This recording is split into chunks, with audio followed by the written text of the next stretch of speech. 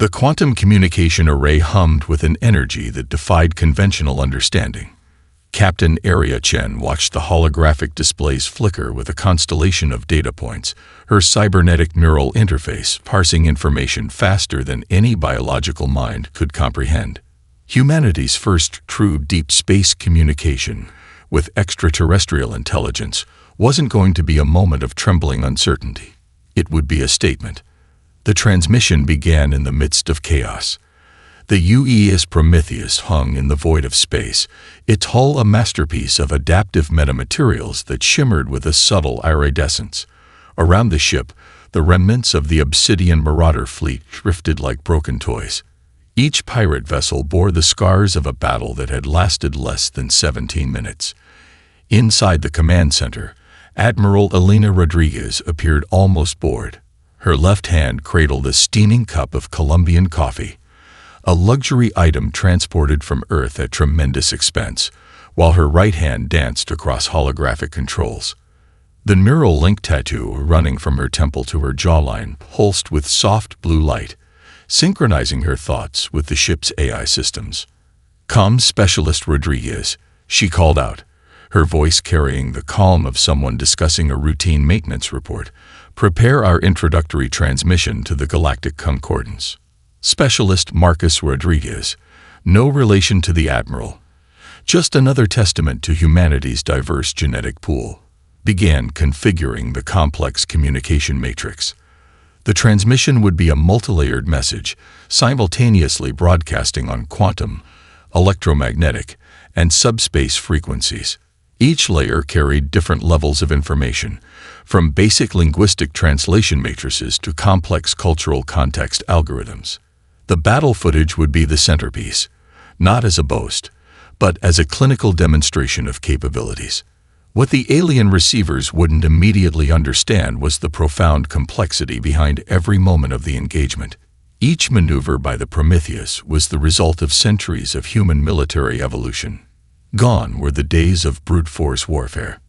This was precision orchestrated by quantum-entangled AI, predictive algorithms that could model conflict scenarios across thousands of potential timelines, and a crew trained to think three-dimensionally in a universe that rejected traditional linear thinking. The pirate fleet had made a critical error. They'd attacked a human colony in the Epsilon Quadrant, believing it to be an isolated settlement. What they didn't know was that every human settlement, no matter how remote, was a node in a vast, interconnected defensive network. The first signs of trouble came when the Obsidian Marauders' quantum communication channels began to destabilize. Their most advanced stealth technologies became transparent, their weapon systems predictable. The Prometheus didn't just respond to the attack. It had been preparing for this moment before the pirates had even plotted their course. Holographic displays showed the battle's progression. Swarms of nano-drone interceptors deployed from the Prometheus hull, each the size of a honeybee, but equipped with targeting systems that could neutralize threats at relativistic speeds. Energy weapons that weren't just destructive, but adaptive, learning and adjusting to each enemy ship's specific shield harmonics. Lieutenant Commander Jack Chen, the ship's tactical officer, moved with an almost balletic grace. His movements were a dance between human intuition and machine precision. Neural implants allowed him to process combat scenarios in microseconds, each decision a perfect blend of emotional intelligence and cold mathematical calculation. As the last pirate vessel began to drift, its systems completely neutralized, Admiral Rodriguez finished her coffee. The cup dissolved into its base molecular components, a standard feature of military-grade smart materials. "Prepare the full sensor log," she instructed, including pre-engagement intelligence gathering, tactical analysis, and post-conflict environmental restoration protocols. The message would be clear. Humanity was not just another species seeking recognition. They were a force of calculated, intelligent intervention. Not conquerors, not victims, something entirely different.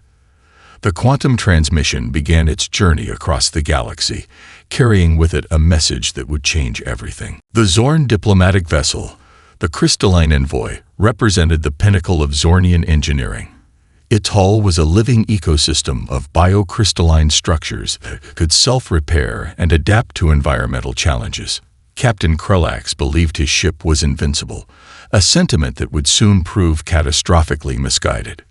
Deep within the ship's central command chamber, holographic displays flickered with navigational data. The vessel had been tasked with a delicate mission: to probe the boundaries of human-claimed space, to test the resolve of this newly emerged species that had so abruptly entered galactic politics. What Krelax didn't realize was that he was already caught. Lieutenant Commander Jack Chen watched from the UES Prometheus's secondary observation deck. His neural implants processed multiple streams of data simultaneously, each input a thread in an intricate tapestry of strategic calculation. The Zorn ship's approach wasn't random. It was a carefully orchestrated violation designed to provoke a response. The ship's quantum AI, nicknamed Araya, Advanced Responsive Intelligence Assistant, began its silent work. Microscopic quantum entanglement probes, smaller than a human blood cell, had already infiltrated the Zorn vessel's systems hours before its approach. These weren't simple listening devices. They were adaptive, self-replicating information networks that could rewrite communication protocols in real time. Dr. Elena Rodriguez, a quantum systems specialist and distant cousin to the Admiral, monitored the developing scenario from the ship's xenotechnology research lab. Her workspace was a controlled chaos of holographic displays, molecular assemblers, and artifacts from a dozen alien civilizations. Each piece told a story of technological evolution, and humanity's recent entries were writing a particularly provocative chapter. Quantum infiltration at 67% completion. She muttered, more to herself than to any of the numerous AI assistants surrounding her. Her cybernetic eye, a marvel of human augmentation technology, shifted between wavelengths, seeing patterns invisible to biological perception. The Zorn ship crossed the invisible line, not a physical boundary, but a mathematically precise zone of technological sovereignty that humanity had quietly established. The moment was deliberate, calculated, a dance of interstellar chess where every movement carried multiple layers of meaning. Araya began its performance. The first indication something was wrong came as a subtle harmonic disturbance in the crystalline and voice communication systems. Quantum entanglement protocols began to destabilize, not through brute force, but through an elegant reprogramming that was less an attack and more a fundamental reconstruction. Krelax felt it first as a strange numbness. The biocrystalline interfaces that normally responded to his neural commands began to lag, to hesitate. Communication channels filled with white noise that wasn't random. It was a language, a message. "We see you," the noise seemed to say, not in words, but in complex mathematical patterns that transcended traditional communication. The ship's defensive systems began to shut down, not violently, not with explosions or dramatic power failures. Instead, they simply ceased to function, like a complex machine slowly being disassembled by an unseen hand with surgical precision. Jack Chen's voice cut through the observation deck. Demonstration protocol initiated. On the holographic displays, the Zorn vessel's systems were being methodically neutralized, not destroyed. Analyzed. Understood. Each technological subsystem was being mapped, its fundamental operation dissected and translated into human computational models. Dr. Rodriguez allowed herself a slight smile. This wasn't just a technological intervention. It was a message. A demonstration of capabilities that went far beyond traditional military might. The crystalline envoy drifted, fully operational but completely neutralized. Its crew was unharmed, its physical integrity intact, but its technological sovereignty had been comprehensively dismantled.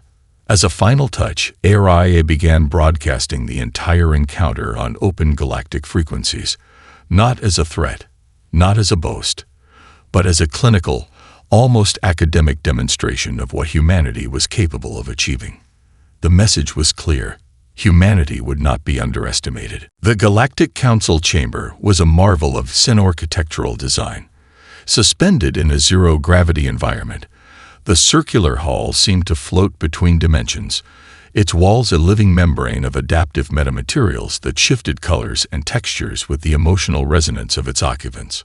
Today, those walls pulsed with an anxious crimson. Dr. Arya Patil adjusted the quantum synchronization implant at her temple. She wasn't just a diplomat. She was a walking repository of human potential. Her background was a tapestry of contradictions: a quantum physicist, cultural anthropologist, and diplomatic strategist rolled into one carefully engineered package. The chamber fell silent as the representatives took their positions. The Krell-Tax delegation occupied the eastern arc, their crystalline exoskeletons refracting light in intricate patterns that betrayed their internal emotional states. To the west, the Viridian contingent sat in their fluid-filled environmental suits, their translucent forms rippling with barely contained anxiety. Zorn Ambassador Krellax was the first to speak, his translation matrix producing a voice that was equal parts rage and fear. The human intervention in our diplomatic mission was nothing short of technological violation. They dismantled an entire vessel's systems without a single kinetic impact.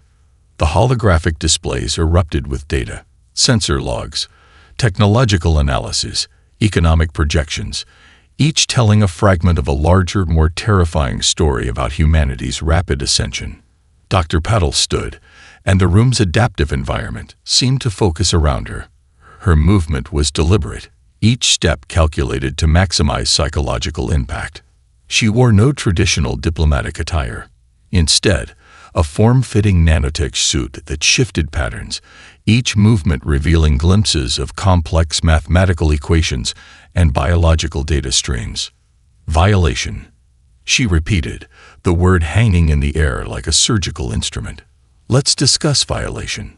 The holographic displays began to shift. What started as the Zorn ship's encounter transformed into a comprehensive timeline. Not just of the recent incident, but of decades of galactic exploitation. Economic charts showed how the Galactic Concordance's established powers had systematically marginalized emerging species, controlled resource distribution, and maintained a calcified power structure. Your definition of diplomatic protocol, Dr. Patil continued, is built on centuries of technological suppression. What we demonstrated was not an attack. It was a comprehensive systems analysis. We did not harm a single biological entity. We merely demonstrated the possibility of alternative interactions. The Viridian representative, Ambassador Lyrith, shifted uncomfortably. Their fluid form began to show microscopic fractures, a biological tell of deep psychological stress. The economic implications, a Krell-Tax data analyst interjected, projecting a complex holographic model, are catastrophic. Human technological adaptation rates suggest they could revolutionize or destabilize 17 major galactic industries within a single solar cycle. Dr. Patel's response was a masterpiece of understated threat. Destabilization implies an existing system worth maintaining. Behind her, additional data streams began to flow. Comparative charts showing human technological development alongside galactic averages. But these weren't mere linear progressions. They were fractal representations of innovation, showing how human technological growth wasn't just faster, it was fundamentally different. The mathematical models suggested something terrifying. Humanity didn't just develop technology. They reimagined the very concept of technological progression. Ambassador Krellax attempted another protest, but his voice was lost in the cascade of data. The room's adaptive environment had begun to resonate with the information being presented, transforming abstract concepts into visceral visual experiences. Dr. Patil wasn't just presenting information. She was conducting a symphony of technological and cultural revelation. "We're not here to replace your systems," she said softly, her words cutting through the chamber's tension. "We're here to demonstrate that systems can be reimagined." The crimson walls of the chamber began to shift, transforming into a complex, living representation of human potential. Mathematical equations dancing with biological patterns, technological progression intertwined with cultural evolution. In that moment, the Galactic Council realized something fundamental had changed. Humanity wasn't just another species to be categorized or controlled. They were a force of profound, unpredictable transformation. The classified report materialized in holographic form, not as a simple document, but as a living, breathing narrative of survival. Dr. Kara Nakamura, chief xenoanthropologist of the Human Evolutionary Research Division, had spent decades constructing this comprehensive analysis of humanity's origins. The planet designated Earth 9 was nothing like the sanitized galactic chart suggested. Located in a binary star system with extreme electromagnetic fluctuations, it was a world that seemed designed to murder anything attempting to survive. Gravity 1.7 times that of standard planetary norms. Atmospheric composition that shifted unpredictably. Ecosystem so complex and brutal that symbiosis was less a choice and more a moment-to-moment negotiation of survival. The holographic display began to reconstruct the planet's environmental history. Layers of geological data formed intricate 3D models showing how Earth 9 had been in constant, violent transformation. Tectonic plates that moved with unprecedented speed. Magnetic fields that would randomly reverse, causing cascading environmental catastrophes. Radiation storms that could sterilize entire continents in moments. What emerged was not a story of gentle evolution, but of persistent, relentless adaptation. Early human ancestors didn't just survive. They weaponized survival itself. Dr. Nakamura's neural interface projected deeper layers of information. Genetic analysis showed something extraordinary. Human DNA wasn't just a linear code of inheritance, but a dynamic system of constant reconfiguration. Each generation didn't just inherit genetic information. They actively rewrote their own genetic potential based on environmental challenges. The first human proto-civilizations developed in massive underground networks, not by choice, but by necessity. Surface conditions were so volatile that staying above ground for extended periods meant certain death. These underground cities became living laboratories of adaptation. Communication evolved differently. Verbal language was inefficient in environments where sound could attract predators or trigger geological instabilities. Humans developed complex, multi-layered communication systems, micro-expressions, quantum-level neural synchronization, the ability to communicate complex ideas through minimal physical interaction. Their technological development wasn't linear. It was explosive and non-sequential. A Viridian geneticist watching the presentation began to tremble. The neural link translation showed pure, unadulterated terror. Humans weren't just a species. They were a living, adaptive algorithm that turned limitations into computational advantages. The most shocking revelation came from their social structures. Traditional alien understanding of hierarchy and cooperation meant nothing here. Human social systems were quantum-like, simultaneously competitive and collaborative. Leadership wasn't about dominance, but about the ability to synthesize collective intelligence rapidly. Military development showed this most clearly. Human combat training wasn't about individual prowess, but about creating dynamic, self-organizing systems. Each soldier was simultaneously an individual and part of a larger, fluid intelligence network. Their immune systems were equally terrifying. Not just defensive, but predictive, capable of learning from potential threats before direct exposure. Genetic memory that wasn't just inherited, but actively modified in real time. Dr. Nakamura's final projection showed something that broke traditional xenobiological understanding. Humans didn't just adapt to their environment. They transformed environments to suit their adaptive potential. The classified report concluded with a chilling observation. Humanity wasn't a species that had survived its challenging planet. It was a species that had been created by that planet's relentless evolutionary pressure. Each challenge had been a computational problem. Each survival moment a complex algorithm being solved in real time across generations. The Galactic Concordance's most advanced AI systems began to generate predictive models. The calculations all reached the same conclusion. Humanity was not just another spacefaring civilization. They were a living, evolving technological system that happened to use biological vessels. And they were just getting started. The Concordance fleet emerged from quantum-slipped space like a cancer of mechanical precision. 3,712 vessels, ranging from massive dreadnoughts to swarm-class interceptors, represented the combined military might of 17 advanced civilizations. Their targeting systems were synchronized, their battle algorithms refined through millennia of galactic conflicts. They never stood a chance. Aboard the UES Prometheus, the battle unfolded less like a traditional engagement and more like a complex musical composition. Lieutenant Commander Jack Chen moved between holographic interfaces, his movements accompanied by a subtle neural soundtrack that translated tactical decisions into harmonic frequencies. The ship's quantum AI, was conducting a performance. Each human vessel wasn't just a weapon platform. It was a living, breathing ecosystem of adaptive intelligence.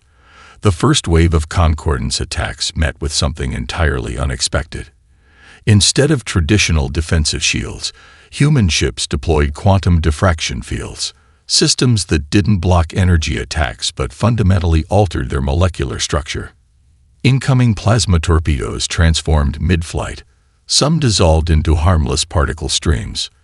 Others redirected, targeting the very ships that launched them. It wasn't defense. It was a form of technological jujitsu that rewrote the fundamental rules of space combat. Dr. Elena Rodriguez worked from the ship's xenotechnology lab, her fingers dancing across adaptive interfaces. She wasn't just monitoring the battle. She was composing its underlying logic. Fractal engagement pattern initiated, she murmured, her cybernetic eye tracking thousands of simultaneous interactions. The Concordance fleet's first shock came from their communication networks. Human infiltration wasn't about destruction. It was about comprehensive understanding. Quantum entanglement probes didn't just listen. They learned. Each enemy communication channel became a vector for strategic reorganization. Krelltax battleships found their own targeting systems reprogrammed. Viridian energy conduits began to resonate at frequencies that caused molecular instability. The Zorn's advanced stealth technologies became transparently obvious, like ghosts suddenly illuminated under harsh light. This wasn't a battle. It was a comprehensive system analysis. Jack Chen's neural interface began to pulse with a complex rhythm. To an outside observer, it might have looked like a form of meditation. In reality, he was simultaneously managing thousands of adaptive combat scenarios, each decision a note in a complex symphonic strategy. The human vessels moved with a fluidity that defied traditional spatial understanding. They weren't just ships. They were living computational nodes in a vast, dynamic network. When one vessel took damage, surrounding ships didn't just provide cover. They actively reconfigured their own systems to compensate, sharing computational resources like a single, massive organism. A Zorn command vessel attempted to launch a concentrated antimatter burst. Before the weapon could fully charge, its own systems had been comprehensively mapped, understood, and neutralized. Not destroyed. Understood. Dr. Rodriguez watched the battle unfold with a clinical detachment that bordered on artistic appreciation. Adaptive resonance at 94.3%, she noted to no one in particular. The truly terrifying aspect wasn't the human technological superiority. It was the complete lack of emotional investment in the conflict. This was a clinical demonstration, a proof of concept. After precisely 37 minutes and 22 seconds, the Concordance fleet was completely neutralized. Not destroyed, not annihilated. Simply rendered non-functional. As a final gesture, ARIA began broadcasting the entire engagement on open galactic frequencies, not as a threat, not as a demonstration of power, but as a tutorial. The message was clear. This is what happens when you fail to understand the nature of adaptation. The stars themselves seemed to pause, witnessing a fundamental transformation in galactic power dynamics. Humanity had just redefined the concept of warfare. The diplomatic vessel UES Horizon was nothing like traditional alien diplomatic ships. Its exterior was a living ecosystem of adaptive nanomaterials that could reconfigure themselves based on environmental and psychological parameters. Inside, the ship was a carefully designed psychological landscape. Admiral Elena Rodriguez stood at the center of the primary negotiation chamber, her presence a calculated instrument of communication. Behind her, holographic displays began to unfold, not as simple data presentations, but as immersive experiential narratives that would redefine the concept of diplomatic engagement. Dr. Camille Ozkan, the ship's chief cultural interface specialist, had spent years developing what humans called the empathetic information projection system. It was far more than a translation matrix or a communication tool. It was a comprehensive method of transferring complex cultural understanding that transcended traditional linguistic barriers. The first delegation to arrive was the Viridian contingent. Their fluid-based physiological structure made them notoriously difficult to read, but the Horizon's adaptive environment began to resonate at frequencies that matched their molecular communication patterns. "We are not here to negotiate," Rodriguez began, her voice carrying a frequency that seemed to bypass auditory processing and interface directly with cognitive centers. "We are here to demonstrate potential." The holographic displays began their performance. What appeared at first to be a simple historical timeline quickly transformed into a living, breathing narrative of human potential. Each moment wasn't just presented, it was experienced. The delegates watched as human technological development unfolded not as a linear progression, but as a complex, multidimensional exploration of possibility. Economic challenges became opportunities. Environmental limitations transformed into computational problems. Each setback was a moment of collective reimagining. Dr. Ozkan moved between the delegates, his own neural interfaces creating micro-bridges of understanding. He wasn't translating. He was facilitating a profound act of collective cognition. The Zorn ambassador, still recovering from the earlier technological demonstration, found himself experiencing human historical moments with visceral intensity. A colony ship's struggle against impossible odds. The development of quantum communication technologies in the midst of a global environmental crisis. The creation of adaptive medical systems that could fundamentally restructure biological limitations. Rodriguez's presentation was a masterclass in psychological warfare without conflict. Each narrative thread was carefully constructed to demonstrate not human superiority, but human potential for collaborative transformation. "Your current galactic systems," she explained, "are computational models based on preservation. Ours are designed around continuous evolution." The ship's environmental systems began to subtly shift. The negotiation chamber transformed, its walls becoming living displays that responded to the emotional and cognitive states of the delegates. Fractal patterns emerged, showing complex interconnections between seemingly disparate technological and cultural developments. A Krell-Tax data analyst began to weep, not from sadness, but from the profound realization of a fundamentally different way of understanding existence. Dr. Ozkan captured the moment with a precise neural recording. This wasn't just a diplomatic meeting. It was a moment of species-level cognitive expansion. The true weapon wasn't technological superiority. It was the ability to make other civilizations see themselves differently. As the presentation concluded, the Horizon's adaptive systems had already begun processing the psychological impact. Micro-adjustments to communication frequencies, subtle recalibrations of cultural interface protocols. Rodriguez's final statement hung in the air, more of a philosophical provocation than a diplomatic conclusion. "We're not here to replace your systems. We're here to show you that systems can be reimagined."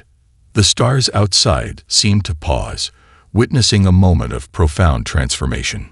Humanity had just redefined the concept of diplomatic engagement. The research station orbiting the dead world of Proxima Tauri was humanity's most ambitious collaborative project. What had once been a toxic, radiation-scorched planet was now becoming a living testament to the true nature of human intervention. Dr. Aisha Patel stood at the central observation deck, her hands moving through holographic interfaces that controlled a planet-wide restoration ecosystem. Unlike traditional terraforming, This was something entirely different, a comprehensive biological resurrection that treated an entire planet as a complex, interconnected system. Beside her, Ambassador Krulax of the Zorn delegation watched in stunned silence. The restoration wasn't just about making the planet habitable. It was a living demonstration of humanity's approach to problem-solving. Swarms of nanite ecological architects moved across the planet's surface, each microscopic machine part of a vast, adaptive intelligence. They weren't simply adding life, they were creating a complex, self-sustaining ecosystem that could evolve and adapt. Massive atmospheric processors worked in concert with underground geological stabilization networks. Radiation-cleansing bacteria, genetically engineered to thrive in the most hostile environments, spread across irradiated landscapes. Each intervention was a delicate dance of scientific precision and ecological understanding. This planet died centuries ago, Dr. Paddle explained, her voice carrying a mixture of scientific detachment and profound compassion. Traditional galactic protocols would have marked it as a total loss. We see it as an opportunity for comprehensive ecological rebirth. The Zorn ambassador's translation matrix struggled to capture the full complexity of what he was witnessing. This wasn't just environmental restoration. It was a fundamental reimagining of planetary healing. Underground networks of quantum-entangled communication systems allowed the nanite swarms to operate with a level of coordination that defied traditional understanding. Each microscopic machine was simultaneously an individual actor and part of a collective intelligence. They learned, adapted, and responded to environmental challenges in real time. Dr. Elena Rodriguez arrived, bringing with her a comprehensive analysis of the restoration's progress. Her cybernetic eye scanned multiple data streams simultaneously, each input a thread in a complex tapestry of ecological resurrection.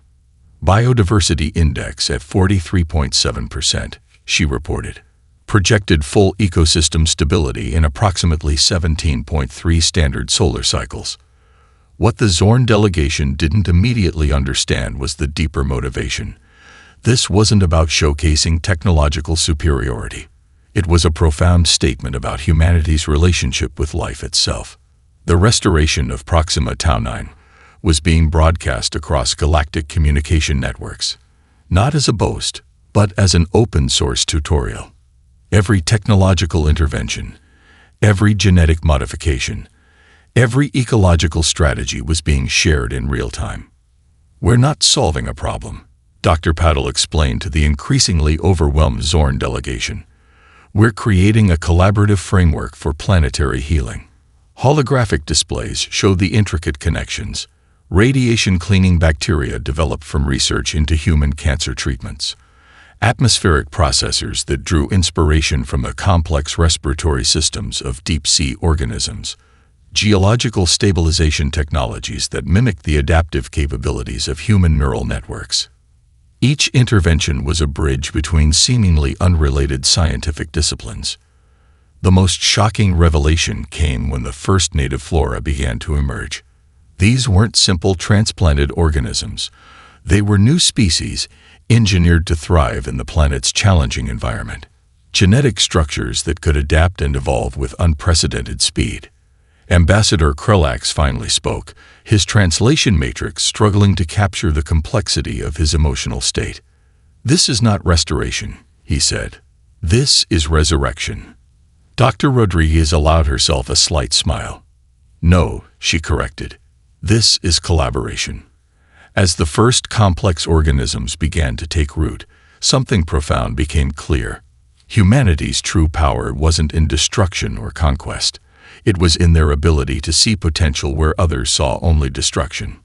The dead world of Proxima Tau 9 was becoming a living testament to a fundamentally different approach to existence. And this was just the beginning. The Galactic Concordance Assembly Hall had been redesigned. No longer a rigid structure of traditional diplomacy, it was now a living, adaptive space that reflected the fundamental transformation humanity had introduced to galactic civilization. Dr. Arya Patel stood at the center of this new landscape, her presence both a culmination and a beginning. Behind her, Holographic displays showed not just humanity's achievements, but a complex network of potential futures that defied traditional linear thinking. "We are not here to lead," she began, her words translated across multiple quantum communication layers. "We are here to catalyze." The assembled representatives from 17 different civilizations represented more than political entities. They were living witnesses to a profound paradigm shift. The Viridian delegates, once fluid and unpredictable, now displayed a crystalline structure of focused attention. The Krelltax observers had abandoned their traditional defensive postures, their biomechanical forms leaning forward with an almost childlike curiosity. Admiral Elena Rodriguez stood to the side, her role now less about military strategy and more about strategic evolution. The quantum AI systems that had once been instruments of conflict were now being reproposed as collaborative problem-solving networks. The transformation wasn't just technological, it was fundamental. Dr. Kara Nakamura, the chief xenoanthropologist, began to project a comprehensive analysis of the changes humanity had introduced. It wasn't a presentation of achievements, but a living model of potential. Galactic resource management systems had been completely reimagined. Where once there were competitive economic models, now there were collaborative ecosystem approaches. Technological development was no longer a race, but a collective exploration. The restoration of Proxima Tau 9 had become more than an isolated project. It was a template for comprehensive planetary rehabilitation. Dozens of previously considered dead worlds were now potential cradles of new ecological systems. Communication technologies had evolved beyond simple information exchange. The quantum entanglement networks developed by human researchers allowed for a form of collective cognition that transcended individual species limitations. Ideas could now be shared with a depth and nuance that previous galactic civilizations could never have imagined. "Our greatest achievement," Dr. Paddle explained, "is not what we've done. It's how we've taught others to see possibility." The holographic displays began to show potential future scenarios, not predictions, but living models of possibility. Each projection was a complex, adaptive narrative that showed how different species could collaborate, how challenges could be transformed into opportunities. Lieutenant Commander Jack Chen introduced the next phase of their collaborative approach. The human-developed adaptive learning systems were being shared across galactic research networks. These weren't just technological tools. They were fundamental reimaginings of how intelligence could interact with complexity. The most profound change was philosophical. The Galactic Concordance had operated for millennia under a model of preservation and careful expansion. Humanity introduced a new paradigm, continuous evolution as a fundamental principle of existence. Ambassador Krelltax, once a symbol of resistance, now stood as a proponent of this new approach. The Zorn civilization had completely restructured its approach to technological and cultural development. "We are no longer afraid," he stated, his translation matrix carrying a depth of emotion that transcended linguistic barriers. "We are excited." The final projection showed something unprecedented. A comprehensive model of galactic potential that didn't just show technological progression, but a living, adaptive network of possibility. Species were no longer isolated entities, but interconnected nodes in a vast, evolving system. Dr. Rodriguez's final observation captured the essence of the transformation. "We didn't come to change you. We came to show you that change is possible." As the assembly concluded, something fundamental had shifted. The stars outside seemed to pulse with a new kind of potential. Humanity had not conquered the galaxy. They had invited it to reimagine itself.